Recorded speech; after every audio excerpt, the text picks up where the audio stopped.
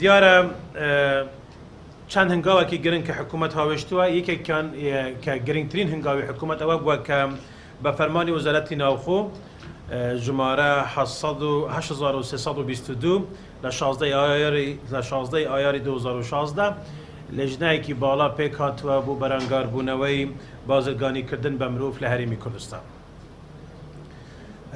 دیارە ئەم لێژنایەکی گرنگە بەنسبەت حکوومەت هەرێمی کوردستان کە لەم دوایە پێک هاتووە لە ئەندامانی وەزارەتەکانی ناوخۆ و کاروباری کۆمەڵایەتی و پەیوەندیەکانی دەرەوە پێک هاتووە. ئەم لێژنەیە حقەت کاری سەرەکی ئەوە بووە کە بە دوواداچوونی جددی بکات بۆ ئەو تومەتانەی کە لە راپۆرتی وەزارەتی دەرەوەی ئەمریکا هاتوون لەم دوایەدا وەروەها ئەو راپۆرتانەی کە لە هەندێک خراوەکانی تریش باس کرا. ئەو شودانە کە ئەنجام درراوە و ئەو زەواجانە کە ئەنجام درراوە لە کەمپی دوومیس ڕاستەن لە کەیسی تایبەتمان دۆزیتەوە ئەمانە بە نەهێنی بووە بە شێوەیەکی نایاسایی بووە و دوور لە ڕێکاری یاسایی دادگاکان بووە. ئەمە ئێلغا کراوە و ئەمە ئەوانەی کە دەستیان هەبووە لەو بابەتە بە تەحدید بە پێی یاسا معاملەیان لەگەڵ کرایان کۆ معاملە لەگەڵ دەکرا.